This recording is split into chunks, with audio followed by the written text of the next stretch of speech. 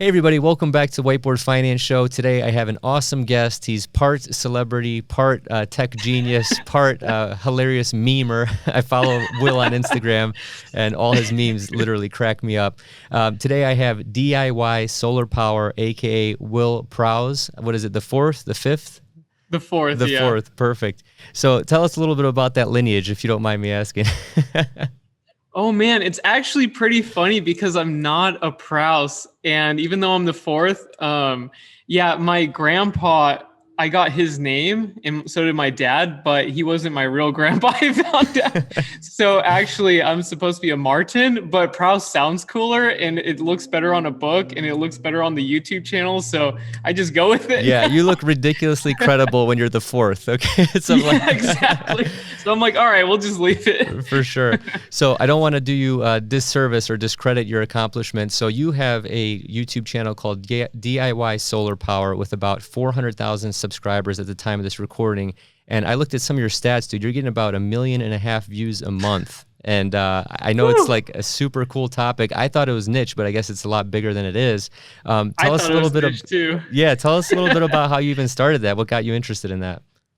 Yeah, I actually had 650 videos on that channel with vlogs and drone videos and drone build videos. And then they didn't make much money. There wasn't many views. I liked making them. And then I made a couple of videos about solar power, and those ones got hundreds of thousands of views. And I was like, all right, I will cater to what the audience needs. And I deleted everything else and focused on solar, and it blew up. So nice. It was pretty incredible. But I've loved doing electrical projects as a hobby since I was a kid. So it was for fun at first, and I did not expect to make any money at all. Absolutely nothing. But yeah, it became very popular, and yeah, it's fun. I love it. That's the best way to go into it. I think when you start a channel, everyone wants to make, bajillion dollars and live that laptop lifestyle, which is great. But I think when you start from like a passion to begin with, it helps get you through like the tough times of the channel. And then you're just working on a hobby that you like anyway. So that's awesome. Exactly. So your story is pretty unique because I follow you closely on Instagram. You crack me up with your memes. That's pretty much the main reason why I follow you. But also, I noticed that your story, you mentioned that you were homeless at one point. So how do you go from being homeless to having an extremely popular and lucrative YouTube channel? Yeah, it was pretty crazy. So I started as a van dweller, but I didn't do it by choice like a lot of people on YouTube. They're like, oh, I want to explore the world. I want to find myself. I had nothing like that. I had a nerve disease and I couldn't walk. So I moved into my van. And so for 4.5 years, I had erythromyalgia, which is a rare neurovascular disease, and I could barely walk. And then after I fixed the nerve disease, it took a really long time, and I had a severe and permanent disability with that disease. But after I fixed it, I didn't want to spend any money, so I just lived on the streets anyways because I like to save money. Nice. And I don't want anybody having my money at all for rent or anything else. So yeah, I'm pretty frugal and it's easy. I got it down pretty well. Like I could live on the streets pretty comfortably. But yeah, I lived in RVs, vans, minivans, cars, out of a backpack. Sometimes a van or RV would break down, and then I would have a backup car to live in. Sometimes, yeah, 9 years of doing that on the streets. It wasn't until last year that I moved out of the RVs. And I was making a good amount of money, but I couldn't afford the houses in California. I would need about like $200,000 for a down payment. And then I was also factoring in the property tax every single month.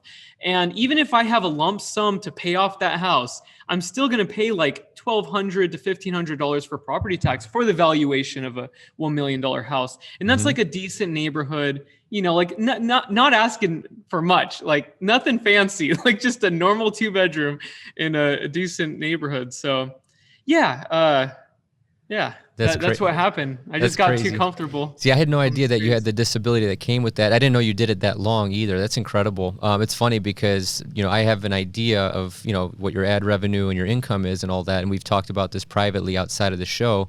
And it's incredible. I mean, tell the audience what kind of car you drive. You would think that you'd be driving some like Ferrari, 458 Italia. I think you have a Toyota RAV4 and also, a Tesla Model 3, right? Yeah. And I want the nice cars, but I'm not going to spend the money. Almost 90% of my money has gone to equity on my houses, but because of the interest rate that I got on the first house I bought last year wasn't nearly as good as this house. But yeah, I do not want to spend my money. I I'm hear you. so scared of, especially with cars. It's just a huge, it's a stupid idea. Yeah, it's a depreciating asset for sure. One of the very honorable things that I think that you did that I think the listeners will appreciate and also hopefully, mimic in their lives is that you shared privately that, you helped pay off, a lot of debt with, your family, whether it's through real estate or a couple other areas of their lives. What made you do that? Any reason, or you just don't like having debt, or was it out of, charity, or, what is your thought on that? Yeah. So my family, I love them, but they've made some pretty bad choices with money over the years. And they're really talented at what they do and what they like. And my sister's an artist, my mom's a gymnastics coach, and my dad's a mechanic, but they've never really held on to money very well, or they're in a lot of debt. And it's crazy because they've all made lots of money, but it just poof, it's gone. So I wanted to get some of the habits out of my sister because she was kind of mimicking my parents and how they all had debt, and it was driving me nuts. So what I did is I was like, all right, I'm going to get you, I moved her into my other house. So she doesn't really have rent anymore. She pays the property tax, the HOA, which is $30, and then the gas and the water, and then there's solar power. And then I paid off all of her debt. Because right now with COVID, she can't really make money, but I'm trying to train her to think about how money works and pretty much the basics that you cover in your videos. It's really basic stuff. It is. I mean, inflation and different things, it's not that difficult to wrap your mind around, but no one knows it seems like. When you look at the actions of our populace, it seems like they make just these decisions that aren't very logical. So I'm just trying to get my sister out of that position. I knew she could not get out of that position though. She lived on the streets for 6 months too, and my mom lived on the streets too. But everybody in California, you get one physical health ailment and you're on the streets out there. Like there's nothing to save you. So I knew I had to just get my sister out of that and just stick her in the house and be like, all right, you're done. You don't have to worry anymore. Start saving up money. I want her to buy her own house and do some other stuff and also make money faster. Because even though I like to be frugal, something that I realized is I wasted a ton of time trying to save money and not focusing on how to make a ton of money and really fast. The time constraint, because we don't live forever. But just trying to get those ideas into my little sister and my family. My mom and my dad don't seem to change though. Like I don't know. I try, but my sister picks up things and she's learning very quickly. So I like that. But I paid off all of her debt. I got her a car too and a house. And so now she doesn't have to really do anything. But I think that once I teach her, over time, I think she's getting better. She's getting a lot better right now, but we'll see. Yeah, and I'm sorry, I didn't mean to like pry or anything like that. I was kind of just, I know that you and I talked about that just in general. I guess the question behind that is that, not counting your parents, because sometimes, older dogs, they don't learn new tricks kind of a thing. And, my parents, they are who they are at this point in life. You and I are similar age. With your sister, do you feel like, the people listening to this will say, oh, he's just enabling bad habits, or do you feel like she's going to learn from this?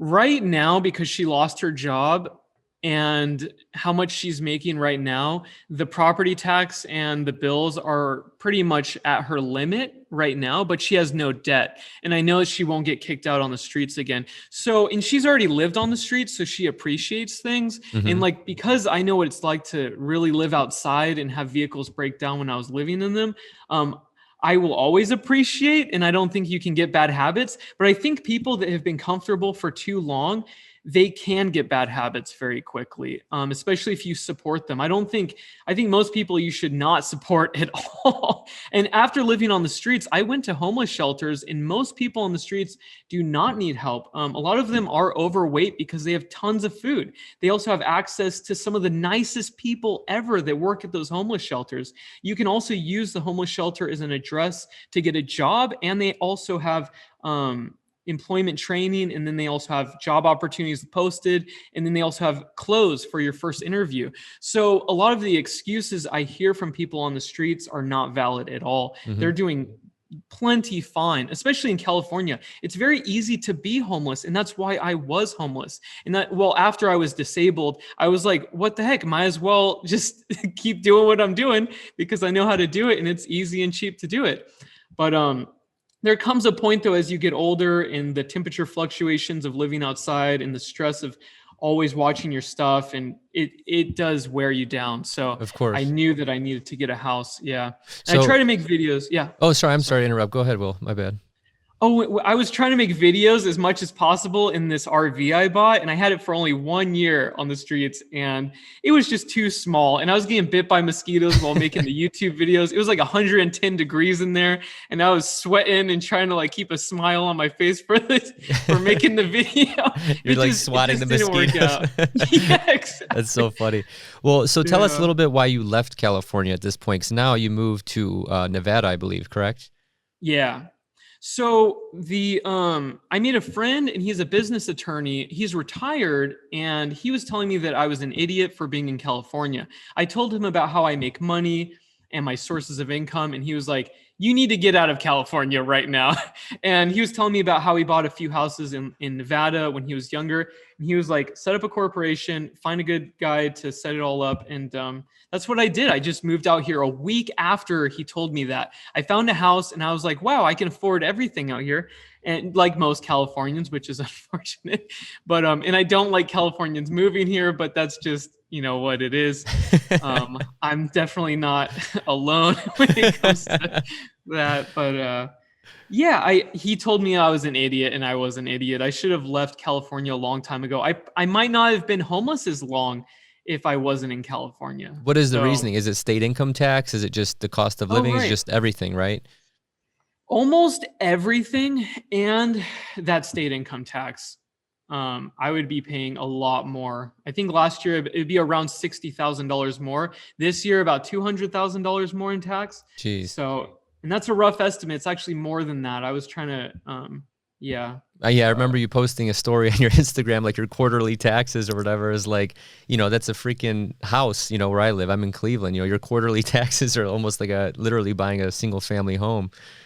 Yeah. Oh, that was for the year. It was $250K, and that was for corporate. I was doing quarterly previously, but once I did the LLC S corp filing, then I could do lump sum at the end of the year, and then I pay myself with W-2. Nice. But that's all withheld, so I can't really touch it. But yeah, I do the same. Yeah. I'm an LLC taxed as an S corp, and I'm an employee of my company, right? So that's nice. the best way to do it. One. Yeah. Yeah. Thanks, Trump. No, I'm just kidding. The video just got downvoted. I'm just kidding. Now we're deplatformed, Yeah, now we're both of us. Here it is. This is the beginning Canceled. of the end. So why did you start watching my videos? I know you reached out to me on Instagram, and I'm like, dude, I looked you up. I'm like, this dude's got like 400,000 subscribers. Like, what are you doing? Like, yeah, that is so funny. I actually watched your videos about dealerships. Oh, okay. That was the one that I first started. I know that you have a lot of views on that one, and I'm sure you're used to people saying, hey, I watched that video. And I always get that too on my major videos. But I watched a lot of your videos on that. And then the other half was about currency and how it works. Absolutely. And that's the big one. So what are your thoughts about that? I know that I saw you post a picture of a big chunk of gold or silver. I forgot what it was. And I'm like, this guy's a legend, you know? So obviously you're a fan of like hard money, not literally just tangible, you know, physically hard money, because gold is kind of soft as a metal, but I'm talking about sound money. You know, what are your thoughts about that? Yeah. Oh man, there's so many opinions, and sometimes I discredit myself, and I disagree with myself in some ways. I always keep thinking with gold, like if we start mining asteroids, that the price of gold will go to zero. So I always think, I'm like, I don't know, but I like to hold silver, gold. Crypto, I kind of sold off quite a bit because I have to pay this tax bill. So I was like, dang, I might as well use this fiat currency so that they don't put me in jail. So that's nice. But yeah, I do not trust any fiat currency, but I do have a problem with crypto right now is where I have to give my social security number. I don't understand the point of decentralization if the IRS can see everything. I just do not understand. And I love crypto, and I love privacy and security, but I do not understand why these exchanges are being completely, I mean, it's all public. Yeah, it's falling I don't under, like that. yeah, if you're familiar, it's falling under KYC, know your customer. I think this is like the first step to, unfortunately, well, it depends on how you look at it, regulation at some point. In the last podcast I talked about with Larry Ludwig, he talked about similar things that you are as well. And I feel like regulation is kind of like a double-edged sword almost. It's kind of like, you know, that's how you get to mass adoption, but at the same time, it's kind of defeating the purpose of why, you know, some of these cryptos were created in the first place. So I'm definitely, you know, a Bitcoin fan. You know, who knows how well this is going to age, but I think that, in my opinion, and I think that maybe you would agree. I don't want to put words in your mouth, but in my opinion, it's a great savings technology. It just depends on whether it's going to pan out or not, kind of a thing. So I still think that we're email in 1996 with Bitcoin, and I still think that we're very early, especially, you know, me being in my 30s. You know, it's like you still have all the Gen Zs and like you know, Gen Y starting to get used to it, and millennials getting used to it. So we'll see where it goes. So in terms of, I know you have a Tesla. Let's talk about that a little bit. And based on your channel, you're blowing up batteries. You're putting all these things together that are way above my understanding or pay grade. What are your long-term thoughts on, like, when you see Tesla stock or just Tesla as a company in general? I'd love to hear your thoughts on that. Tesla, I know the fanboys will not like me saying this, but I do think it's still overvalued right now. I see the great potential, and I don't think that they have many competitors in some regards, especially with manufacturing cells and resource extraction, especially with lithium and getting rid of cobalt and the new chemistry variants. But that market cap is pretty substantial. Like, I just look at that, I'm like, holy cow. They are doing some really cool stuff, and they do have problems, but some of the stuff that, oh man, there's so many pros and cons to Tesla. It's so hard for me to draw a conclusion there. I do not like their manufacturing with the body panel gaps, and we still have it to this month. This month on the Monroe show, he was showing those faults, and it's the same faults from 3 years ago. It's like, come on, Tesla, you guys have all of this money and all of these amazing engineers, and you can't find a guy to fix that. And there's little things that I dislike about it, but it is the best electric car. And they're a long shot better than everybody else right now. I know that market share in China, it's like half of 1%. I mean, they have a huge market that's been around for a lot longer, that's matured. And I also know a lot of the batteries that they use over there for the buses, because specifically they use lithium iron phosphate and lithium titanate. And I work with those on my channel. And I know a lot about BYD and CATL and all the other companies. And CATL, I believe, has a partnership with Tesla. But yeah, at the end of the day, I want to see Tesla grow, but it's hard for me to have an opinion on that specifically, because people think that there's not much competition, but in China there is. I don't think they're going to sell those cars here, but I don't know. It's tough to invest in it. I would not right now. Yeah, at these levels, it's hard for me to even, like, I look at the valuations and it's almost like comical. You know, I'm coming from like a traditional like finance degree, value investing, you know, low PE ratios, you know, that kind of a thing. And then when you see the hockey stick, you know, just go up, literally, like, you know, Bitcoin a couple months ago, it's almost like a 90-degree angle. You know, it's a flat line right up. But I guess my point is that part of me, you know, I enjoy the drive. I test drove one. We have a test center here in Cleveland. You know, you have that heavy battery, man, at low center of gravity. You're just planted. You feel like you're in a freaking 911, right? And then also the steering. I do actually like how it has, you know, a little bit of feedback. You do feel like you're more of like a, not road feedback, but it's not like you're not driving with your pinky, right? You know, it's very, it has a nice feel to it. And then just the center console with how it recognizes everything around you is just incredible. You know, once I got off of that test drive, I realized like every other car is like horse and buggy, you know, compared to that, you know, and that's when you kind of, the light bulb goes off. They're great cars all around, and I love driving mine every day for groceries and stuff. But the problem exists when you go long distance in the cold. Yep. So I just drove to Utah. It was freezing, and my battery was at like 6% when I came back home, and I was like, holy cow. So I actually bought the RAV4 SUV hybrid because for the price of gas in other states, it costs the same as driving a Tesla in California because their electricity cost is so high. So I know a lot of people think, oh, electricity or typically electrical cars are much cheaper, but sometimes it makes a lot of sense to have a hybrid vehicle still.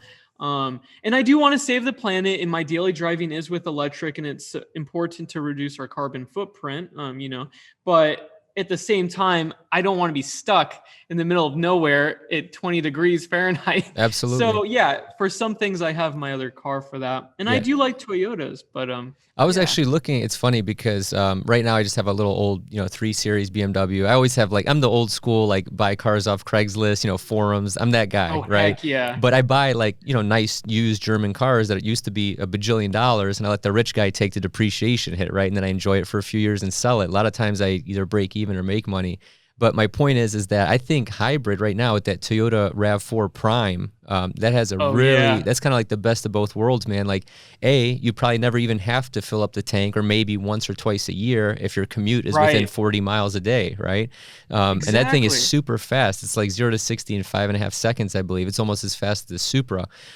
So I don't know, going from Audi, Mercedes, BMW to RAV4, my dad would smack me. He's like, what are you doing? He's like, what are you driving, that Japanese junk? No, I'm kidding. But it appeals to me, and that's saying something. It's a car that I never would have probably considered, and even I'm starting to see the potential in it. I'm like an old school German car fanboy. So interesting. So what about these studies that I read that say hey, by the time you mine all this lithium and do all this stuff and extract all these chemicals, you're extracting just as much in carbon footprint as you would by, I guess, negating it by using the batteries. Do you have any thoughts on that? Yeah, it does take a lot of energy to create an electric vehicle. Same with hybrids. A lot of people made the argument that a Prius takes a ton of electricity, and you have to burn coal to get that electricity, and moving the parts around and making those batteries. And those older batteries were horrible for the environment. Nowadays, with the new technology with electric cars and the recycling that they plan to do, I don't see that being much of an issue, especially if it's powered by solar. Tesla's plan in that regard makes it very sustainable. But I also understand the argument people have made in the past for other manufacturing methods for a hybrid vehicle, because they are right. Same with solar panels. It takes a lot of carbon to make a solar panel, and it takes years and years to make that back. But at the end of the day, it is better. It almost always is better. A Prius, though, I think you have to drive it 200,000 miles with the old battery pack until you're helping the environment. So yeah, and I always bought cheap cars. I would get cheap Geo Metros for $900, and I can do electrical stuff. So I would swap out whatever needed to be swapped out. I bought a minivan for $3,000, and I would drive that over the Tesla sometimes. Yeah. And all I had to do was change out a fan switch relay, or not fan switch relay. It was a control module for the fan speed circuit. And then I changed out the windshield, and it was so cheap. Instead of spending $10,000, it was $3,000. But that's my 28th car, the Tesla. I've had a lot of vehicles. When I was on the streets, I would buy and sell cars all the time. And I love working on them and making them, for the cheapest amount of money possible, and then selling it for more. That's always fun. But, what are your thoughts on electric cars or that market in the long run? Do you think that's just going to be de facto? I think European Union is kind of outlawing internal combustion engines, within the next, I don't know, 15, 20 years or something like that. What are your thoughts on that just in the long run?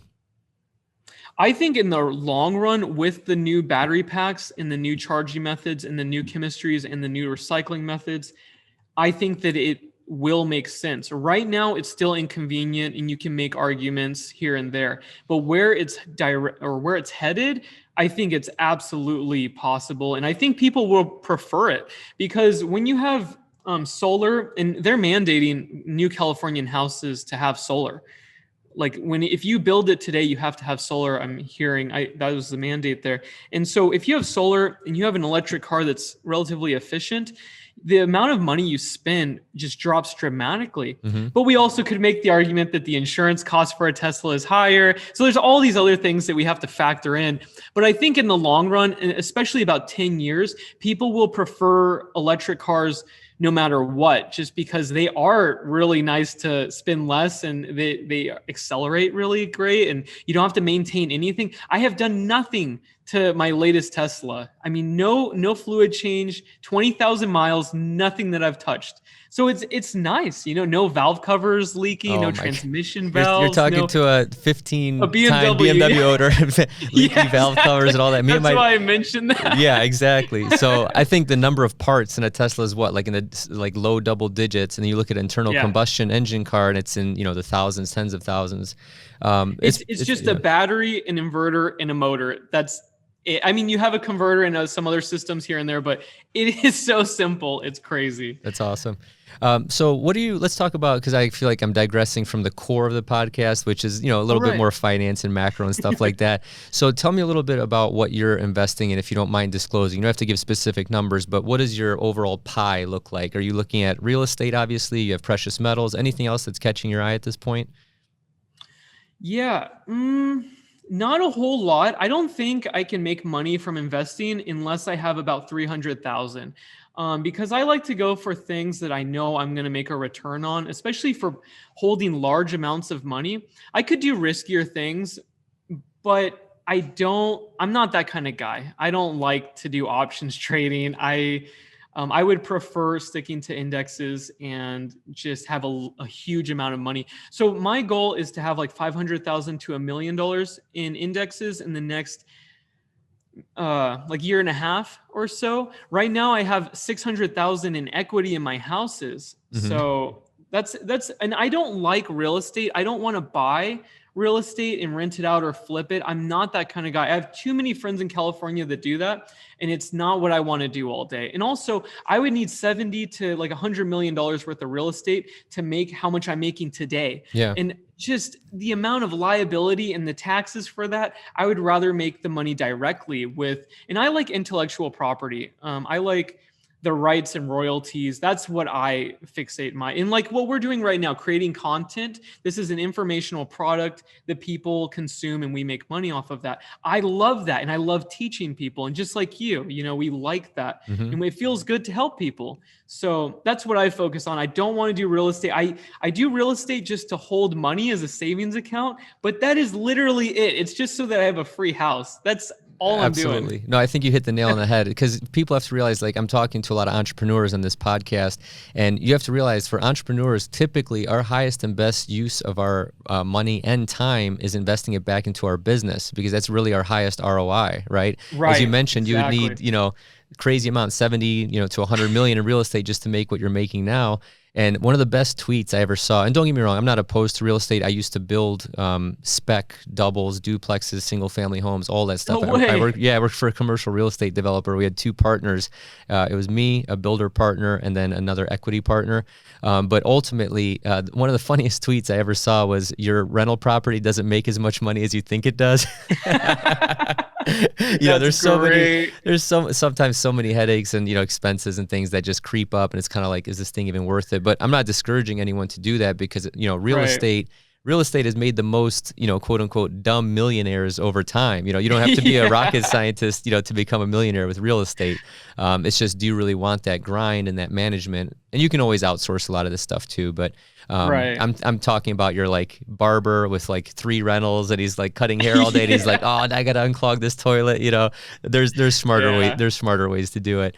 Okay, well, yeah, thank you for sharing that. So in terms of like, why YouTube? Why did you pick YouTube? Why not? And you're also an author as well. You have a great book. What is it called? Mobile Solar Power Made Easy. It's on Amazon. I think it has like 1,100 reviews or something like that. Tell us a little bit about 1,700. Yeah. Oh, so, my bad, dude. The 7 just looks like a 1. That's all. My bad. 7,100? No, I'm just kidding. So tell us about like writing a book, and then why YouTube. I know you mentioned that you started with the drone videos, but like writing a book, that's a completely different animal than YouTube, man. Yeah, publications is different. So I started writing books. So what happened is, I was young and I had plantar fasciitis that led up to the development of my nerve disorder. And plantar fasciitis plagued me for a long time. And I got it from gymnastics, actually, and from all the extreme sports that I used to do. I used to be a gymnastics coach, and then I was also a lifeguard. And I used to kiteboard every day, and I coached gymnastics, and super fun. But yeah, once I tore my plantar fascia, I was pretty screwed. And I made a free website to help people. but no one listened to it. And they're like, you're not a doctor. You're not a doctor. So I was reading some books about perceived value in markets. And I was like, I wonder if I put it in a book format, if people would buy it, if it had a price tag on it. Yep. So I did it and people loved it. And I was like, okay, I was giving this for free before. So now I'm going to, give it as a book and people love it. And then I was reading about more about marketing, and I didn't have much credibility. I was pre-med in college, but that doesn't mean much. I dropped out. So what I did is I increased the price 4 times as much and people started buying it like crazy. So I just kind of got into publications. I made 3 versions of that. I made like 7 other books. I also started a drone photography business, and I made a book, like a coffee table book. And I sold that to a lot of hotels and tourist shops in Big Sur and Carmel and Monterey. So I started quite a few little businesses there. I also started an SEO business when I was in my early 20s, but I really liked marketing and publications. And the book was nice because you just need one good book and it's a check for the rest of your life. Mm-hmm. The book that I published 10 years ago, it's still making money every single month, like $500 to $1,000 every month from a decade ago. Yeah. And it is relevant because it's a healthcare book.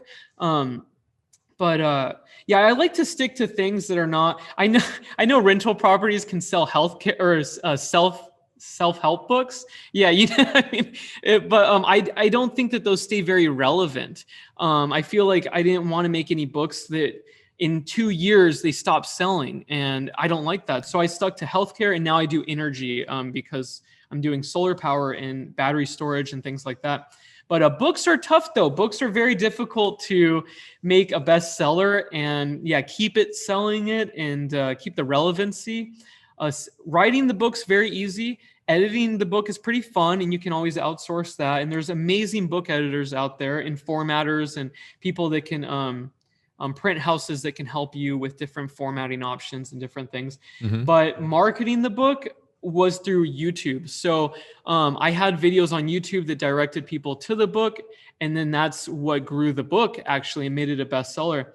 The book is good though. People really like it and I like it too. I can't believe I wrote that book. Like I read these things and I'm like, holy crap, this is a good book. It actually has a lot of good information in here. But and the reason I wrote those books is no one else did. There was no books on these topics. And when I see a need in a market, I jump on it. Like I will work 24 hours a day if I see an opening in a market, because that is the hardest thing to find. People, I'm sure that like Bill Ackman, when he finds something he can make money off of, he's freaking out. He's like, guys, this is going to be big. I'm going to make all this money. And he's super excited. I get the same way about when I see like a bestseller list missing something. Mm-hmm. Yeah, and I love publishing books, and I like marketing. I used to build and design websites too for fun, and it was just one thing after another. Like I was like, all right, I got the book, now I need to advertise it, and so I'm going to make a website. I've got the website, and I can put videos on it, so I'll use YouTube. So it just kind of like flowed together. There was never a moment where I was like, I'm going to try to make it, I'm going to make money, I'm going to make a website. There was never a moment like that. It was incremental progress, and I saw a need and people told me what they need and I responded. There was never ever a moment where I was trying to make money or trying to succeed or anything. It was needs in the market. That's you sound like an entrepreneur through and through, just identifying the pain points that society may have and just, finding the cure to that pain point, which is awesome. I think that, in my opinion, right now, YouTube is one of the best ways to market anything. So anybody listening to this podcast right now, if you truly have a passion for something, it's kind of how we started this podcast, don't do it for money. Will's sitting here. Will makes a lot of money. I'm not going to say how much he makes, but, for his endeavors, like he never started to seek money from the beginning, and he became successful. I don't want that to turn into like a misconstrued, corny, like follow your passions, you'll become rich, right? Like that's corny, because that's not always reality. But I think that if you're super passionate about someone in this day and age with internet, you can reach anybody with similar interests such as yourself. Absolutely. Yeah. And YouTube is the best platform still. I mean, we can argue against YouTube and the censoring and stuff and the community guidelines, Hmm. but it is the best right now for any person, anybody. You could have a phone and you could be in India completely on your own, orphan, no money in your, like no food, and you can make a YouTube video. Like that is incredible. Hmm. Just out of this world. And there's more smartphones than toilets over there. Last I read, I read an article about that. They have access to smartphones, so I think that was a good argument that you could actually be able to make a YouTube video Yeah, if and we were that's impoverished. I think technology, I say this a lot, is kind of like the great equalizer. You know, it gives everyone a chance to succeed. It's just up to you to, you know, learn the information. I Yeah. mentioned this in my last podcast, like all this stuff, like I'm pointing to my whiteboard. Like I had no idea what I was doing. I didn't have any formal video production, you know, like schooling or knowledge. I just learned everything literally on YouTube. How many So whiteboards do you have? I have one, but it's a big one. You only have one. Yeah. That's funny. Yeah, I just have the one big one. My brother-in-law bought it. You don't have any backups? No, dude, this is solid, man. This is okay. So listen to this. So we went on Craigslist. Okay, so when I was starting this channel back in like it was October, November of 2017, I go on Craigslist and I see this guy selling this big whiteboard, and it was only like I don't know, $50, $100, something like that. This thing's huge. It's like for like a school or whatever.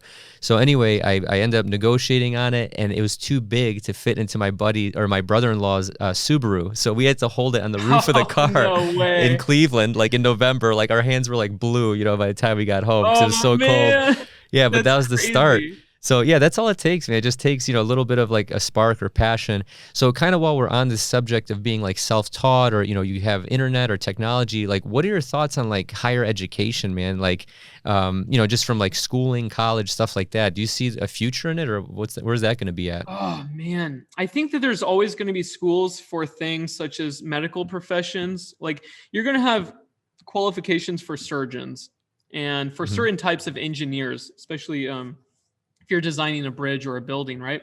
But I think the mass majority of people in college are wasting their time. And I have a strong opinion on this. Some people will disagree with me, but I personally learned through reading on my own and videos on the internet. Hmm. I don't feel the need to pay somebody to tell me. And also, most people in university, they're just reading the book with you. So I don't feel the need to pay them for that. I can read the book myself. People will disagree, and some people say a classroom environment might be better, but I'm not about that. I Yeah. would much rather read it directly. Yeah, I think it boils down to the person. It's like if I'm interested Yeah. in something, I will consume everything in that subject like a sponge. Like say for example, like going down like the Bitcoin rabbit hole, you know, a couple of years ago. It's Yeah. like I just went crazy with that, you know. But when it comes to like more traditional stuff, so I have a 4-year, you know, bachelor's degree in finance. It's like, man, like I learned half this stuff, like not on YouTube, but it's like I learned it on my own. You know, I didn't need to be in Right. that formal setting. And I'm not saying college is bad or anything, but like I think maybe like 3 out of 10 people should go to college because the rest are either probably better at some blue collar type of work or they Right. don't need that type of higher education. I feel like it's one of those Right. things that's almost kind of like propaganda or like pushed down your throat. You know, it's like you got to go to college. You got to go to college. Yeah. It's almost like when I was a senior in high school. It's like, yeah, I guess I'll go to college. You know, it's like I think it's the next step. You know, that you're supposed to do. Like it's that thing that you're supposed to do. So, but I didn't Yeah. have much guidance. You know, my parents, you know, they're immigrants and like you know they're smart people. It's just that they didn't go through that traditional you know system or upbringing. So I was kind of like on my own. But Yeah. interesting. So what are you working on these days that it's kind of like piquing your interest, or what are you really focused on to keep that kind of vein of conversation going of things that we're focused on? To focus on what I'm doing right now with Yeah, like the what's electrical yeah, and the sorry that business. was a really long-winded question. No Like worries. yeah, what are you like working on? Do you have like another passion project, another book, something else that's like other than just the YouTube videos, do you have something like a big project in the works or anything like that you're very passionate about? Literally the biggest thing is maintaining what I have right now. And the biggest help that I've done to this world, I think, is my forum. I created a forum and it's #1 in the world for solar. I think we had like 8 million hits last month. It's Nice. massive. And it's people from all over the world, from villages. We have people in Puerto Rico. We have people in random countries in like Nigeria, and they're building solar power systems. And they're talking to head engineers of large manufacturers here in America on my forum. And the basic thing that I wanted on the forum was no corporate affiliation at all. There are no affiliate links. I can't post affiliate links. Anything that I do, I make them vote also. Mm-hmm. It is a true democracy across the board.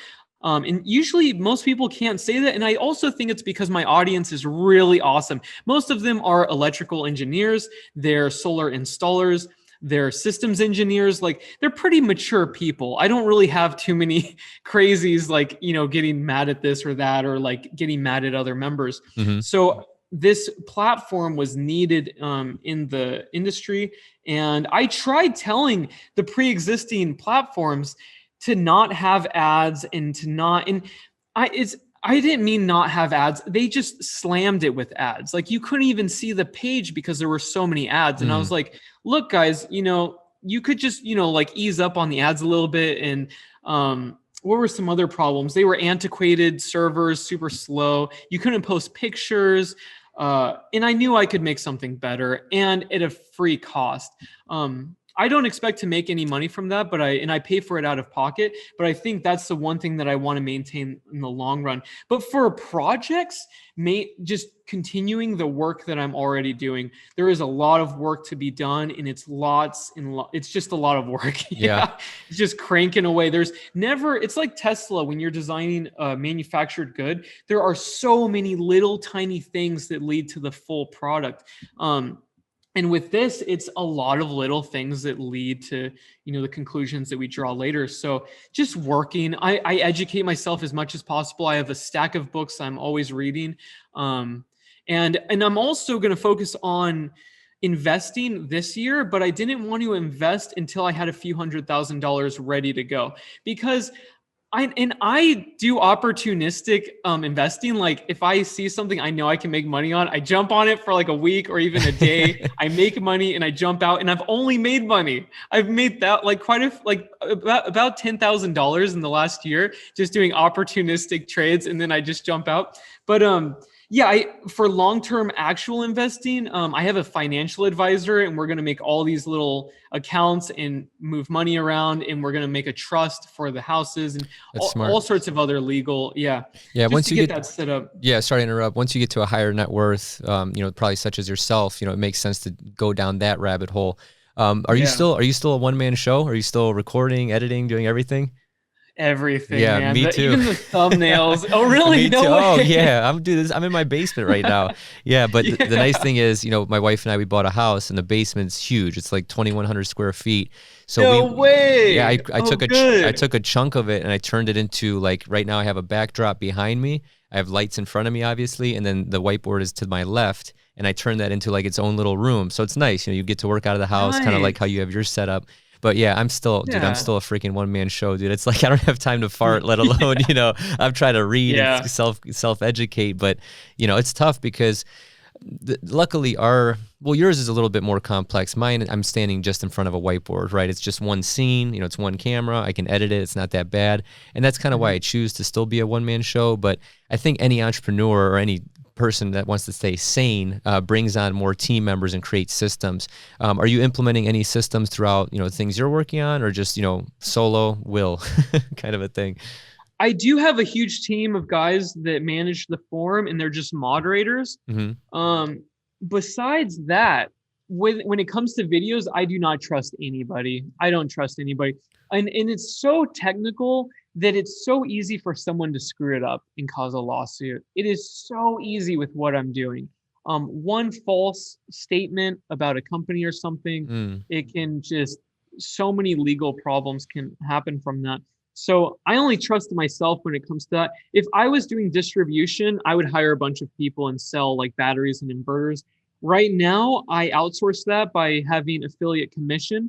So now I have like 10 different major affiliates, and I sell products for them. And if one of them does a bad job, I jump on another one and I say, don't do the mistake that he did. And so I get to command and control. And I also get to design the products how I never could if I had my own business to do so, if I had my own manufacturing. Mm-hmm. If I had my own business and somebody else came out with a better product, overnight, people would buy that product over mine, and I could lose my business. How I have it with the YouTube channel now is I'm kind of like a Consumer Reports equivalent, but for solar. Not, I mean, I try to be. That's saying a lot. That's a little bold of a statement, but yeah, a lot of times if a product fails, I just jump on a new one and I can continue making money. And it's also very scalable. I focus just on the videos, just on my education and just on my content, and then they work on distribution and marketing and everything else. So and my information is the one thing that made me successful in this market is a lot of the other channels were lying about the performance of their batteries. And they were like, just click on the affiliate link below. Oh yeah, just 15% off. Use my coupon code. And I was like, guys, that is junk. That thing is a junky product. Do not buy it. And I was like the first guy to say, don't buy stuff. And yeah, and if I don't spend my money on it, I'm gonna make sure everybody else doesn't either. Yeah, that's a big issue with affiliate marketing, because I'm an affiliate for a lot of different platforms and brokerages, but I give the pros and the cons, and I say, hey, this platform is great, this platform sucks, this platform makes sense for X, Y, and Z. It doesn't make sense for ABC kind of a situation, because once your credibility is gone as a I don't even want to use the word influencer. I hate that word, but like, someone who's like credible, right? Once your credibility is gone, it's like your reputation's done. Like you're out the window. You're done. Yeah. Overnight, completely done. And there's channels I know with hundreds of thousands of subscribers and almost 1 million, a couple of them in my market. And people just don't listen to them anymore. And I don't listen to them either. What's funny is a lot of the reasons that my channel grew is because I was watching those videos and they failed me. Like in the forums, they failed me. The manufacturers failed me. So I made a bunch of videos about it. Like if they did a good job, my channel would be nowhere. There would be zero market for me. Like there would be my job would be pointless. Yeah. So I'm kind of happy that there's so many failures in my industry, but I kind of wish people kind of did their job sometimes. I have to yell at these. I'll be on the phone with head engineers and I'm like, you need to fire whoever designed this part. This switch is complete junk.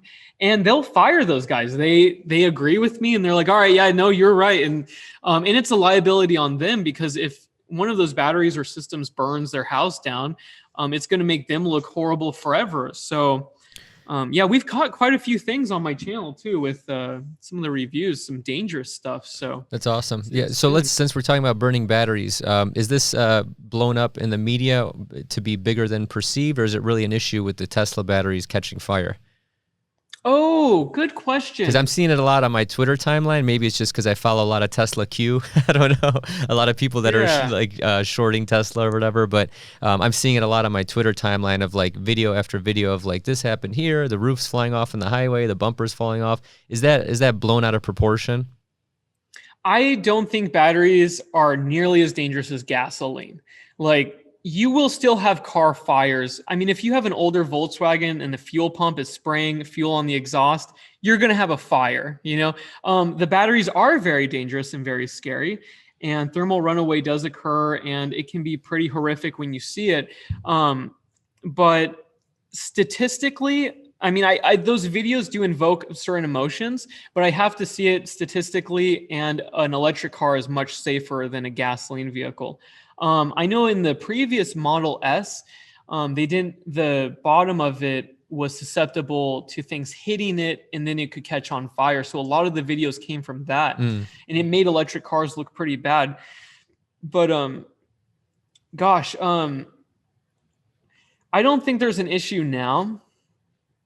But I feel like there will always be battery fires and gasoline fires. And whenever you store that much energy in that small of a space volumetrically, you're going to there's potential. I mean, there's energy. Like it can catch on fire. Even if you have a non-combustible chemistry like lithium iron phosphate or lithium titanate, you still have enough electrical potential that can cause enough heat to cause things to combust. So you're always going to have that problem no matter what. Like, just think about how a car works. It's hard to have that much energy stored, like to move, a family of Americans and a couple thousand pounds of metal.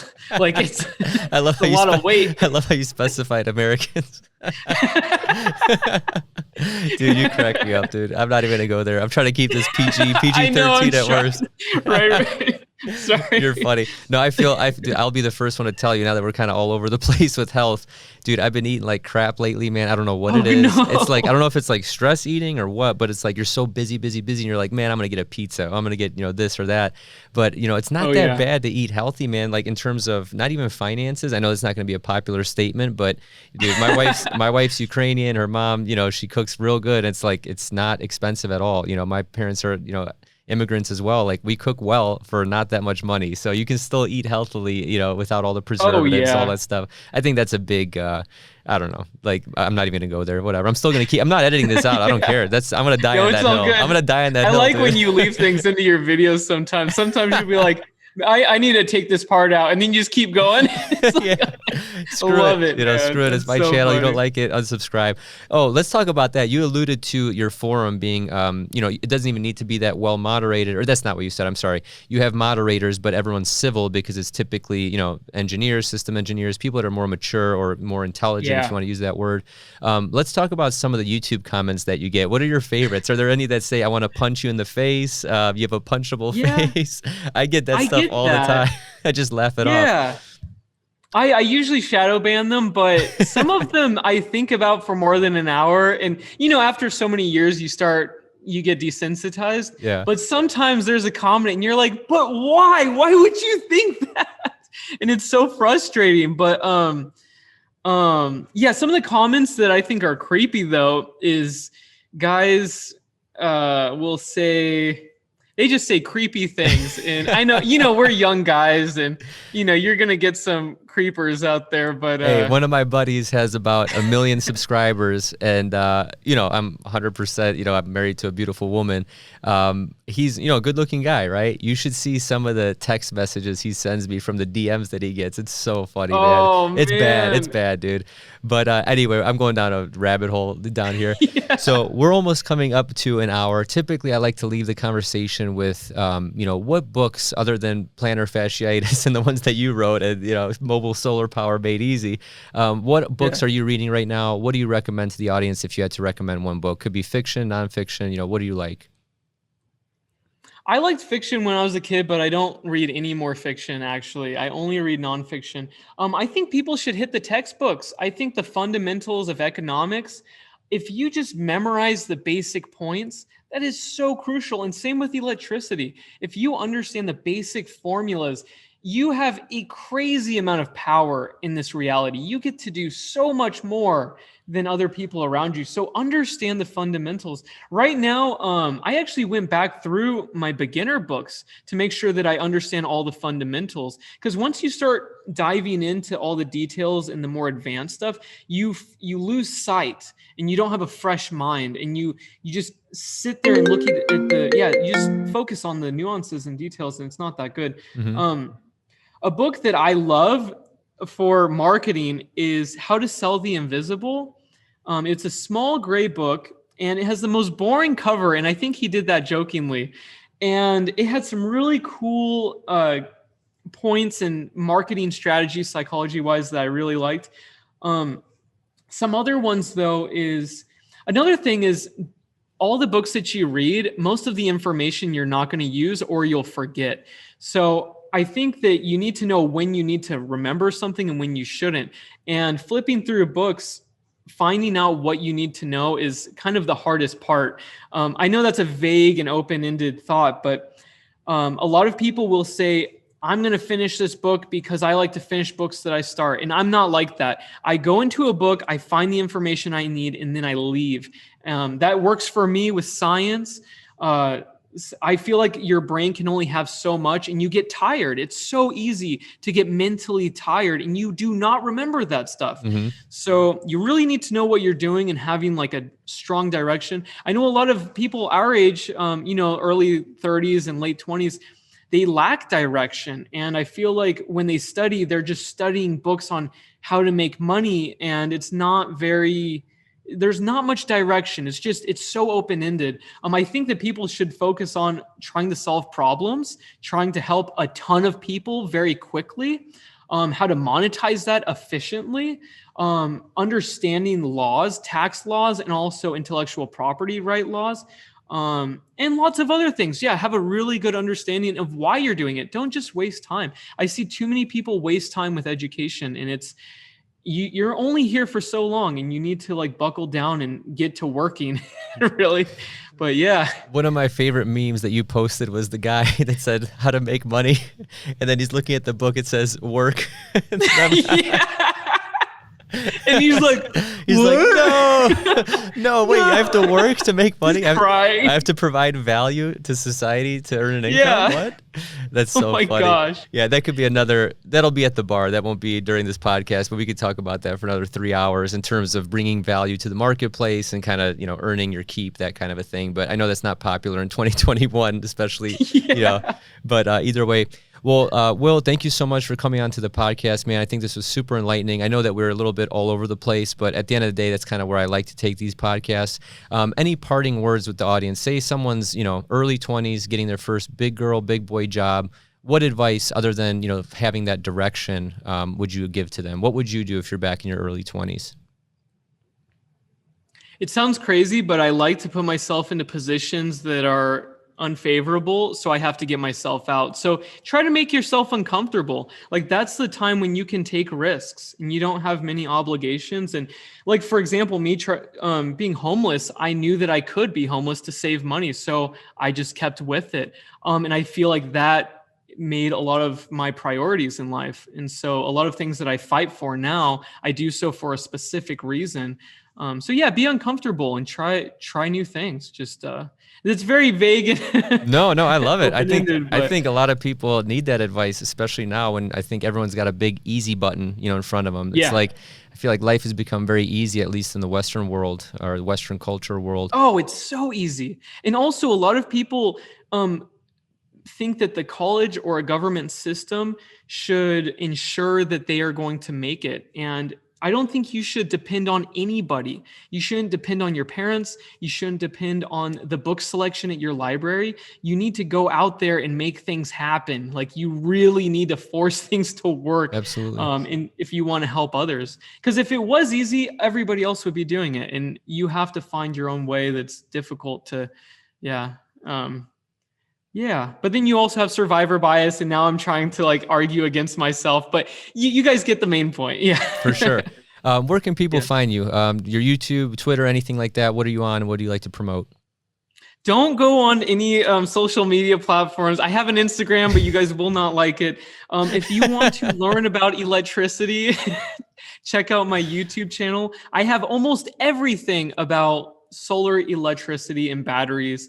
I also have some other websites, but if you Google my name or if you put DIY Solar, it usually is the first thing to pop up. And also the forum, DIYSolarForum.com. It's free for everybody. No one makes any money, and it is the best exchange of information if you like electricity. We have DIY electrical, energy storage, various chemistries of lithium ion, everything under the sun that you could imagine is there. So yeah, whatever you guys need to learn, I can try to help. But awesome, man. You're an awesome guest. A lot of insight, very, very respectable history of just, being an entrepreneur and just figuring things out. I love talking to people like you, man. Thank you so much for coming on, Will. I appreciate it, buddy. Thank you so much, Marco. And I will talk to you soon. All right. Sounds good. Through DMs. Heck yeah. Sounds good. All right. Thank you for listening to the Whiteboard Finance Show. To read more about today's episode, visit whiteboardfinance.com. And don't forget to subscribe to Whiteboard Finance on YouTube. This show is for entertainment purposes only. Investing of any kind involves risk. While it is possible to minimize your risk, your investments are solely your responsibility. This show is copyrighted by Zlatic Media LLC. Written permissions must be granted before syndication or broadcasting.